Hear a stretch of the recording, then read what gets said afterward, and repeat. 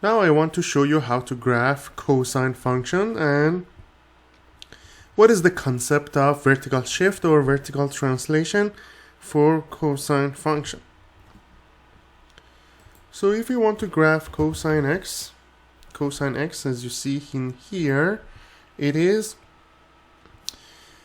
1 at cosine 0. Cosine 0 is 1, cosine pi over 2 is 0, cosine pi is going to be -1, cosine 3 pi over 2 is 0, and cosine 2 pi is going to be 1. So from 0, it is going to go down all the way to -1, and it is going back to 1 in here. So we have one full cycle from 0 to 2 pi. So the period of this function is 2 pi because we have one full cycle in 2 pi, and if you want to just graph it only from 0 to 2 pi, I can make it like that. So it starts from maximum and it goes back to maximum after completing the cycle. So the maximum is +1 and the minimum is -1, and the equation of the axis is going to be y equals to 0, which you see it in this picture as a purple line. So this is the equation of the axis or center line. So this is cosine x. Now let's talk about vertical shift or vertical translation. Imagine if somebody asks you what is the graph of cosine x plus 1. In that case, cosine x plus 1, it goes up by 1 unit like that.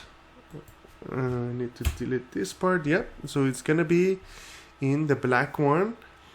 As you see here, each point is shifted up by 1 unit. Now the minimum is 0 and the maximum is 2. And the center line in this case is going to be y equals to 1. The center line is also called equation of the axis. So when you have cosine x plus 1, every point is going to shift up by 1 unit. That's called vertical shift or vertical translation. Another example, let's say cosine x plus 3. So in that case, when you see this +3 in here, that specifies the equation of the axis or center line.